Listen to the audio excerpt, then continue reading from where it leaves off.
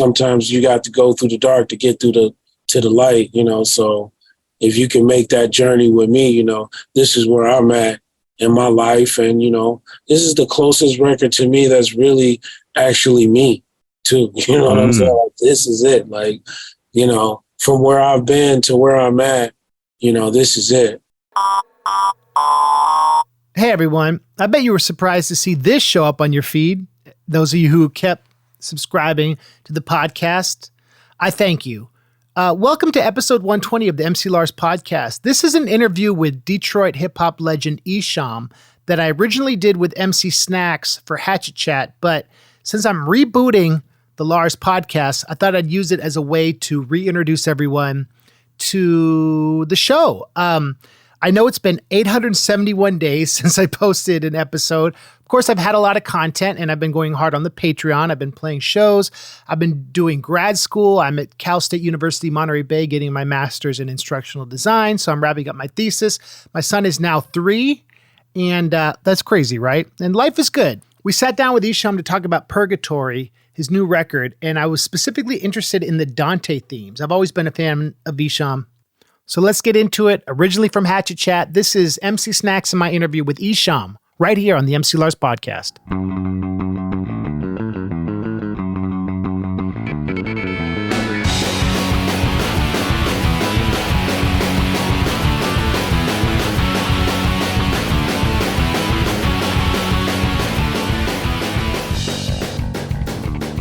All right, so I want to start with this is a rhyme I love from the record.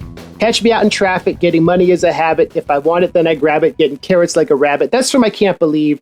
And I can't believe we got Esham on Hatchet Chat. Welcome. Thanks for joining us, man. What up, though? What up, though, everybody at Hatchet Chat?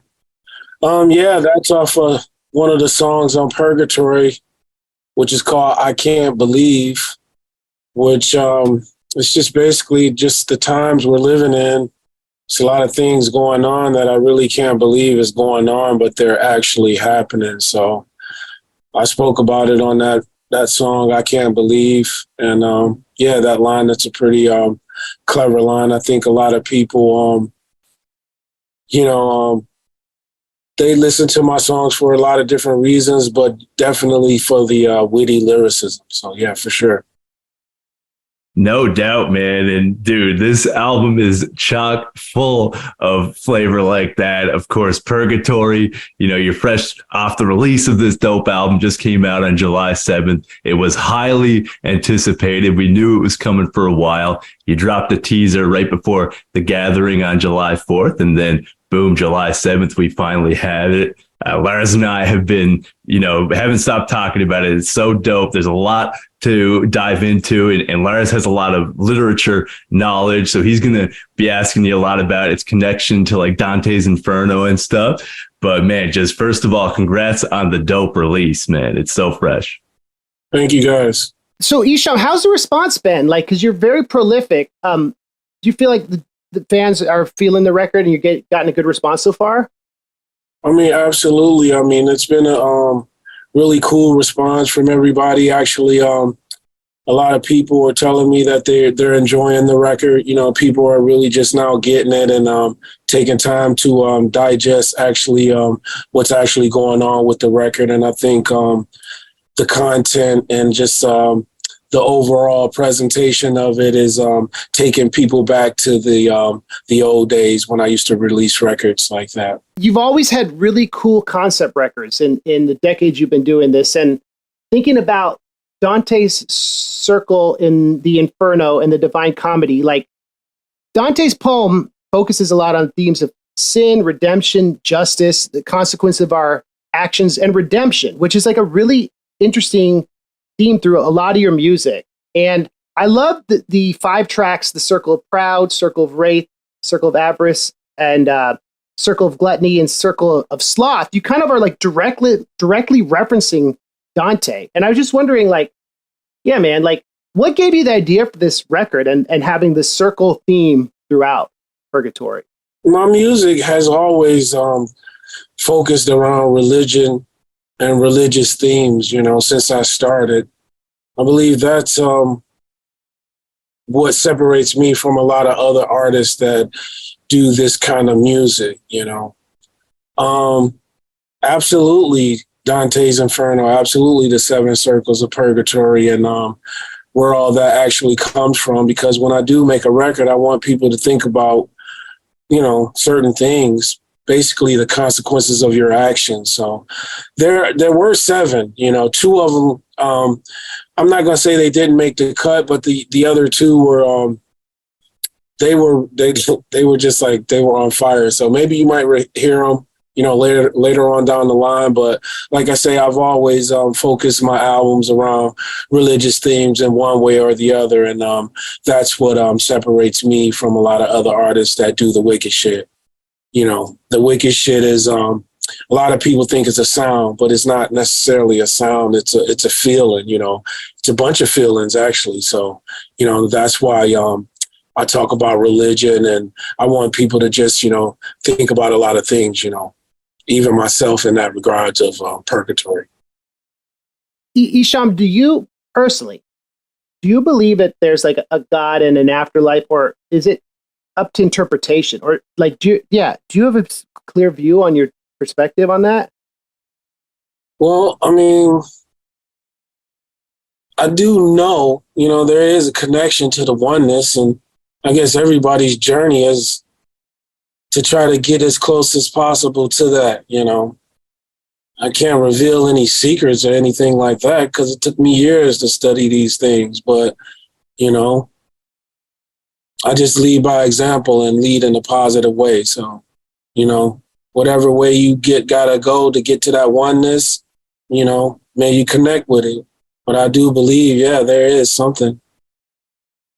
That is really interesting, Esham. And like one of the really cool things about Dante's Inferno and the influence like I can see in your work is the idea that there's this character of Virgil who wrote the Aeneid, like the old Roman poem. He acts as a guide for Dante through this. And I feel like in the wicked shit world and in Juggalo or whatever you want to call it, you've been like this guide reminding us of like this moral imperative to make the most of every moment, be conscious of our actions, and realize that like there's more to what we do than just our time on earth. And so it's interesting to me that like songs like Saint Detroit, you've almost been like canonized in this whole spiritual world of the Juggalo world, but you've created it. And so I don't know, that's kind of a broad question, but my main question is like, is it a conscious thing when you try to act as a guide, spiritual guide in the wicked shit world? Or it's just kind of just like, you don't even think about it. It just flows through you. Like how conscious is the morality? I guess is my question. Well, when I first started in the beginning, just the wicked shit was flowing through me. I was unconscious to the things that I was saying. That's why, maybe they were so brutal at times, or just they were coming from an unconscious mind. The further I got into the situation, just studying the arts, now I'm conscious to what I'm saying, and I just want people to really think about, the stuff that they're saying and the things that they're doing. And I guess I would say I'm leading by example, and I hope I, lead when people meet me and when they hear my music, because I think it's a misconception about who I actually am and, the music and the art that I actually create. So. And that's something Lars and I were talking about. We wanted to ask you, because you have said that, especially in the earlier days when you were using a lot of the heavy duty, darker imagery, even, the satanic themes, you weren't so much trying to be a horror act as you were just kind of, using this imagery to draw attention to the crazy environment around you. But was there anything that inspired you to use such heavy duty themes, even up until present day? I know it's not as intense in some ways as it used to be, but I mean, even with Purgatory, this album, Dante's Inferno, like, are you a horror fan at all? Kind of like, what do you think inspired you to go that heavy with it at times? Well, that's why the name of the record company is Real Life. Like real life itself is actually horrifying, Right. I'm talking about life at times in a way where, a lot of people, I guess they don't view it like me, I mean, I am coming from the perspective of a Black man on this planet So my view of the world and my situations with real life might actually be horrifying to somebody. But I was not trying to make it a horror-based thing, but actually there's some horrible things that's been happening throughout history. And me coming into the world, the times I'm in, the times we're living in, I'm just reflecting those horrible times. And no, I'm not trying to make a horror movie. This is real life, you know. The records I make, I'm just a reflection. I'm just like a news reporter reporting what's going on outside. So it's very much real, but it's horrifying. But yes, I do like horror films and, you know, all that stuff too, because I'm a fan of that, you know, but that is science fiction. And when I'm talking on records, you know, I do both. But as Esham, when I'm making an Esham record, I'm just talking about real life. So to some people, it scares them the way I talk about it, because I am talking about religion and, you know, man and woman and child and, you know, all these things that we're surrounded by, you know, in this world. So, yeah, it might be horrifying to people, but it's just real life to me, you know. And I guess in relation to that, there was another thing Lars and I wanted to ask, like, you kind of had, and in many ways still have this kind of urban legend status, like you said. You're misunderstood by a lot of people because of the themes that you use in your music. And, you know, Violent J and Behind the Paint talked about how there was like these kind of myths and legends about you. What is the craziest thing that you've heard about yourself? Like, has anybody ever been afraid to meet you in person or anything like that? I mean, I think that's just what it is, you know. You know, that's somebody else's misconception of my art, you know. A lot of people hear it all around the world, you know, and it will have to be them, you know. I mean, I am here, I do exist, you know, but it's almost like I'm invisible, or people do not talk about my artwork, or is it just that still that the je ne de quoi, like, is it still that potent? You know what I mean? Like, I don't ever refer to myself as a legend, because that kind of infers that my story is over, you know? So you never hear me saying that. I actually don't like the word. So I am still here just being the artist and doing all the things that I've learned to do. So even if the mysticism and my mystery of my story is still the mystery, then that's probably why I still even exist. That's cool. You can't define yourself by what you've created. You define yourself by what you continue to create. And it seems like that's like a healthy perspective as an artist you bring. It's cool. Absolutely. Because I think as people, we all have chapters in our story that, you know, we want to skip through, or we're not too proud of, or whatever is going on. But, you know, people cannot expect you to be the same person that you were, you know, when you were 10 years old. So, right. I mean, hip hop is celebrating 50 years of hip hop, and I'm actually turning 50 years old. So it is a celebration, but it's a celebration of life and real life. Yeah. The thing about hip hop, right? It's a lot of ego, a lot of like reaffirming what you created, and everyone, there's lists, who's the this and that. And like being an OG, you've seen hip hop change, you've seen Juggalo culture change, like in your whole career. So we were just curious, Esham, like, what are some of the biggest changes you've seen in hip hop in your career, and some of the changes in Juggalo culture specifically, if you don't mind addressing that? I mean, a lot more people are accepting to hip hop, and they're incorporating hip hop into what they're doing, even different genres, country music, you know, rock and roll, of course. There's always been that marriage, jazz too. But, you know, I see a lot more people incorporating hip hop into what they're doing, and it's being even more inclusive, because that's what hip hop always have been. It's been an inclusive art, you know, so anybody can get in and join in on the fun, as long as they, you know, respect the fundamentals of it. You know, from my understanding. And as far as, the Juggalo culture, I guess that would be a question for, Violent J and them. But I think the Juggalo culture is just as beautiful as it always has been, It's a lot of people being free, being themselves, and expressing their artistic views. Every race, every creed, every gender, whatever you want to be, they being free. They trying to lead by example, and they being all inclusive. So, that's what I see, and I hope it continues to be such as that. No doubt, man. And Lars and I, the last episode on Hatchet Chat we just did was on the Three-Headed Monster release, which you were a part of, and it was kind of cool to see the juxtaposition between Ouija Mac, because he was going really hard with some like more old school style wicked shit, but you were like dropping a lot of conscious wisdom and stuff. Was that juxtaposition like really intentional, or is that just kind of did it come naturally when you were hearing those beats? No, absolutely not. I mean, Violent J actually put all that stuff together, and he just let everybody be who they were, He wanted everybody to include whatever they wanted to contribute to the project at the time. And that's what we all contributed, We all everybody loved the project. I love everything on there. So, we just all had fun with it. And we got back to just making music. It wasn't really nothing like that. We were just having fun and, supporting each other. And it turned out to be a beautiful thing. We actually had super fun on that tour too, all across North America.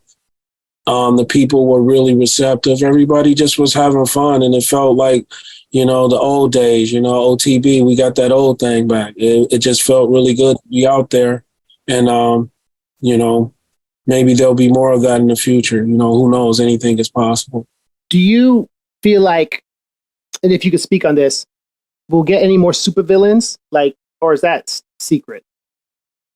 Well, I mean, these are, once again, all type of questions that you definitely have to ask Violent J or even Shaggy, but Violent J would be the one to know. I mean, you never know, man. I mean, if I see the signal in the sky or I get that secret call, then definitely, somebody might show up. That's what's up. That's how we do it. We always support what's going on. So anything's possible. That's what's up. Cool. One of the things that we were wondering is when you're chilling, what kind of music are you bumping for inspiration? Are there any artists you're feeling these days you wanted to shout out, or any records or anything? I mean, I'm all over the place with my music, man. I mean, that's why probably it sounds like it sounds. So I'm anywhere from classical music to, rock and roll, punk rock. I mean, I love it all, man. I would advise people to just explore different genres and just always, try to hear something new. Even if you don't understand it, it just depends on where I'm at in the world. I'm just a fan of music. So I just would say, just continue to keep creating, man. I love it from the bottom and all the way to the top. So top and bottom. I like top and bottom. That's what's up. That's tight. We could talk about some of the tracks we had specific thoughts about, and we'd love to hear. Yeah, man. So Snax, you want to go first and just share your perspective on a few of them, or questions? Yeah, man. I really was enjoying some of the heavier tracks on here. There's some metal tracks that I believe you and Ryan Sevra from Felonious Assault produced. Mm-hmm. And man, it starts with a heavy one. Active Shooter, Circle of Wraith is another banger. And you were kind of a pioneer of that as well, with, sampling metal acts like Black Sabbath and stuff. You were really one of the first to mix metal and hip hop. So what made you want to get some more live sounds on this record with tracks like Active Shooter? Oh man, I'm just always a fan of the art form. And anytime I can get together, just like a super dope producer like Ryan, anytime I can get together with somebody that's as creative, it's always a beautiful thing, man. I mean, I love heavy shit.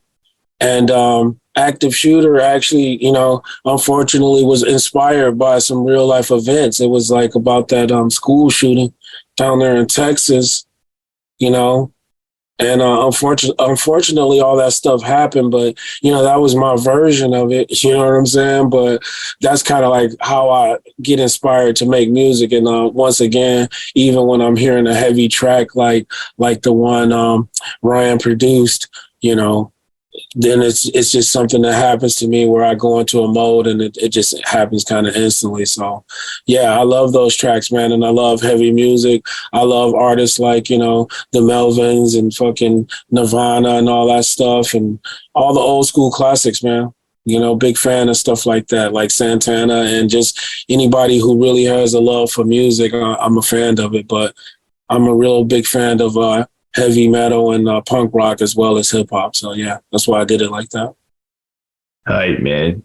Do you listen to much Megadeth? Because I feel like a lot of the dystopian themes that are present on this record, like Megadeth will cover a lot, and they got that thrash sound, and that's what some of the heavier tracks on this album were reminding me of. Are you a Megadeth fan at all? No, absolutely. I mean, I love all the heavy rock gods, man. I mean, I can just sit there all day and just go for days on that stuff. So, yeah, I'm a big fan of acts like Megadeth and just, like I say, the Meatloafs, everything, man. Led Zeppelin, like, it's amazing, I don't have a list in front of me right now, but, yeah, all those records, I'm, like, deeply inspired by the ones that came before me. I mean, that's my dream, to be a rock star, actually. But I do hip hop, but I just love music. I want to be an artist, man. If there were no genres and just music just played on the equal playing field, then a lot more people would be exposed to a lot of great music out there. People are missing out because they're trying to put music in categories and small boxes or what have you. So they miss out on a lot of great artists, like the Megadeths. But Megadeths are huge, so they don't miss out on people like that. But I'm just saying there's a lot of great artists out there that don't get heard because there is a line between them. So one day, hopefully, this music will break over those kind of lines. So that's why I made the album Purgatory. Maybe you could tell us about the cover art for Purgatory and how you came up with that idea for this record.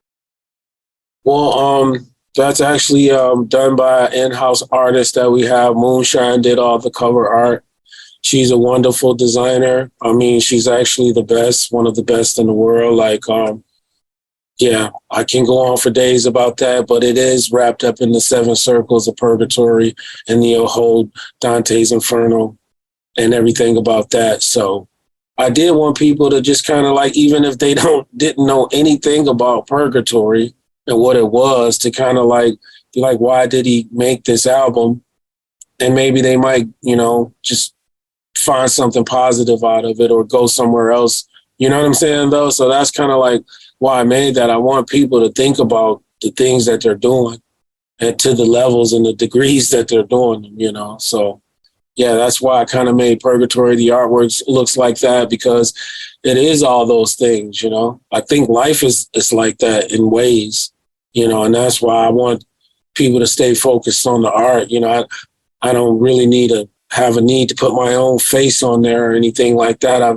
I've never gravitated toward that, although I did graduate from Handsome Boy Modeling School, top of my class. I don't, advocate for that type of thing. I want people to look at the artwork, and listen to the music, because it's really all about the music for me. That's what's up, man.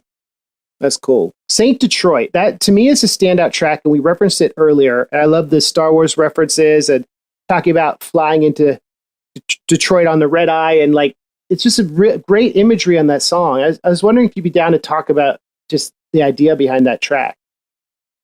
Absolutely. I mean, the idea behind the track Saint Detroit was Detroit sometimes gets a negative rap, It gets a bad rap, and a lot of people chase the wrong type of imagery in Detroit. I wouldn't say the wrong type of imagery. I mean, unfortunate life circumstances lead you down certain paths. But there's a lot of good people in Detroit, despite what people might think. And there's a lot of saints in Detroit.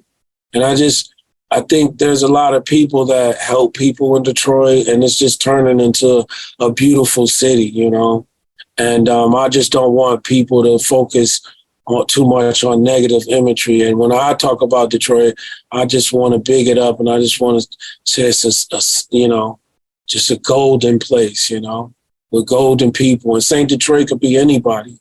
I advocate for Detroit, but when people see me, I hope they see the best representation of Detroit they ever seen in their life, because I am from Detroit.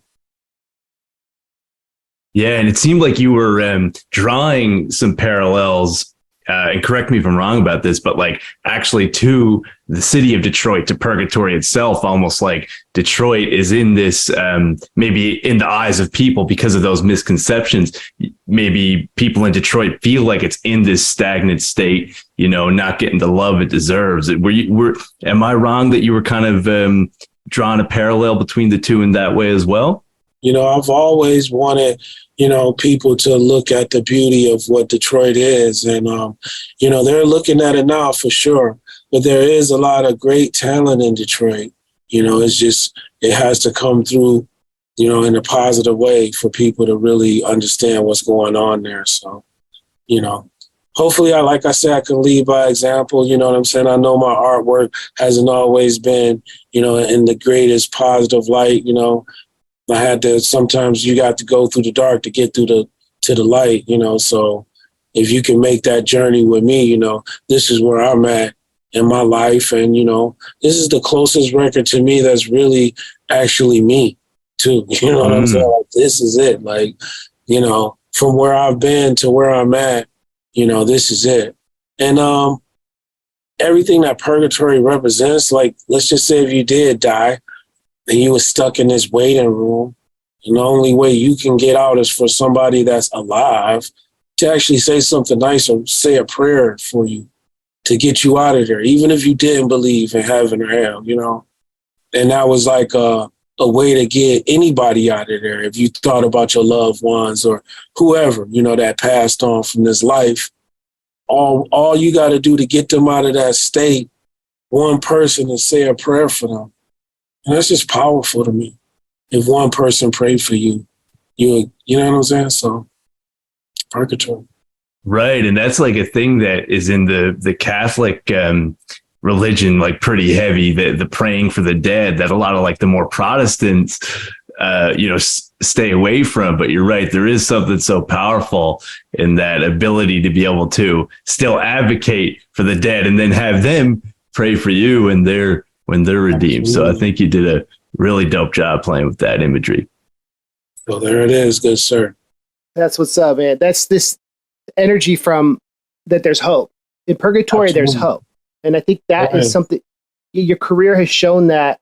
And you've been a big inspiration to both of us. We're, obviously we've been following you for years. And I wanted to end with a lyric that I love on the record from I think it's from Circle of Sloth. You say, constantly living in a state of shock until you're done playing the game of life, then all your pieces go back in the box. So clever and so like true. And yeah, man, like what? Yeah, maybe we can end with what that rhyme meant to you, what those lyrics meant to you. I mean, that's actually one of my favorite songs, and that's just what it means to me. Everybody got to really think about that. When we're all done playing this game of life, all your pieces are going to go back in the box. And, yeah, it's deep, man. So, yeah, it means the same thing to me that it means to somebody when they hear that. So it just makes you think about what's going on and what's important to you. That's what's up. Well, dude, congrats on the record. Thank you for being on Hatchet Chat and like for the respect and time you've given us, and like we'll keep spreading the word. And yeah, man, great to meet you through this medium. So thank you, Esham. Thank you, guys. I appreciate it. You guys have a great day, and thanks for having me on the show, guys.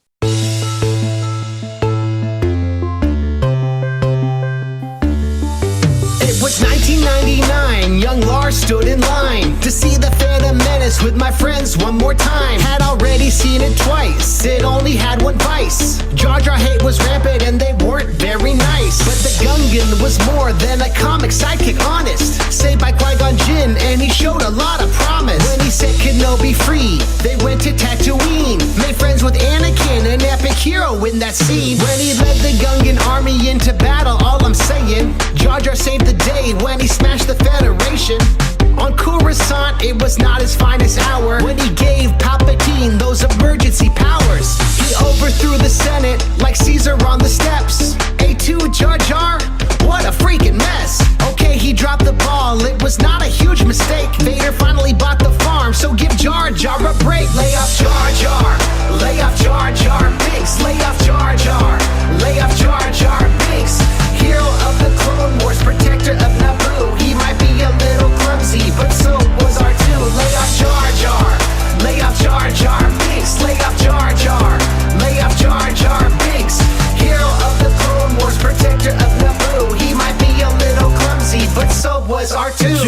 I've always wondered something, what is up with these haters who spend their time dissing on this Gungan Street player?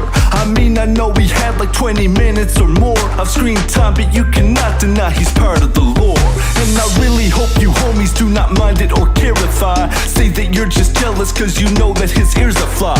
Though I'm not quite sure of their evolutionary purpose, still it wasn't cool when you said this dude is very worthless. I don't really get it, but I guess it makes sense. You can check it out on Reddit where they tend to hate him, or the third where they study up the Federation. There ain't a difficult reason for that burning hatred. You're dealing with concern and learned Jar Jar apologist. The slander of his name, mine and Lars bars abolish this. He played a noble part in the fight for the galaxy. He may be clumsy, but to say he's useless is a fallacy. At least some relief, he brung his homies that. So please, yo, we please get off our Gungan homies' backs. Lay off Jar Jar, lay off Jar Jar Binks, lay off Jar Jar, lay off Jar Jar Binks. Hero of the Clone Wars, protector of Naboo. He might be a little clumsy, but so was R2. Lay off Jar Jar, lay off Jar Jar Binks, lay off Jar Jar, lay off Jar Jar Binks. Hero of the Clone Wars, protector of Naboo. He might be a little clumsy, but so was R2. Jar Jar, far darker than you think. Yeah. So dark you could probably call him Darth Binks. Even though he had some funny scenes, he was far from weak. Remember, everything changed after Jar Jar's speech. Sith Lord with an innocent disguise, but if you look close, you'll see the menace in his eyes. Look, I bet he's got a lightsaber hidden in his thigh. Come to think of it, that might be why he's limping all the time. He's not your ordinary Gungan. He was grooming Anakin when he was just a youngin'. Then he joined the Senate, passing votes by the 100. And next thing you know, there was no more Republic. Jar Jar with the Rastafari vibes. He had an impact that was Death Star sized. Every time he hit the screen, he was killing our vibe. Powerful enough to turn fans to the dark side. Lay off Jar Jar, lay off Jar Jar Binks, lay off Jar Jar, lay off Jar Jar Binks. Hero of the Clone Wars, protector of Naboo. He might be a little clumsy, but so was R2. Lay off Jar Jar, lay off Jar Jar Binks, lay off Jar Jar, lay off Jar Jar Binks. Hero of the Clone Wars, protector of Naboo. He might be a little clumsy, but so was R2. That was Lay Off Jar Jar featuring MC Snax and Richie Branson. You can watch the video of our interview with Esham if you check out Hatchet Chat on YouTube. Patreon.com/MC Lars, still dropping 2 new songs a month. And I'll be back next week on the MC Lars Podcast with Cowboy Coder to talk about his new project, Stardust. Talk to you then. Thanks, everyone. Bye.